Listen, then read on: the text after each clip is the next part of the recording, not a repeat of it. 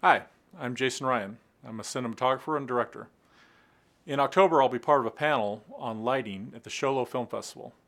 I'll be discussing and demonstrating, with grip and electric gear, how filmmakers can evoke emotion through the use of facial lighting patterns, the quality, color, direction, and intensity of light, various background lighting schemes, and contrast ratios.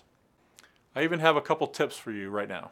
First, don't just shoot your film and then use the color grade to figure out a look. Use the tools I mentioned before to develop the look, then use the color grade to enhance it. Second, film is storytelling, and emotion is a huge part of storytelling. You need to make people feel the way you want them to feel while they're watching your film.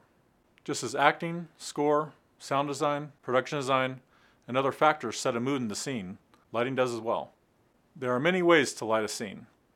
Figure out the emotion the script calls for, and light to bring that out. Like this. Or this. Or this. Is there someone behind me? It feels like there's someone behind me. So come to the lighting panel at the Sholo Film Festival in October. See you there.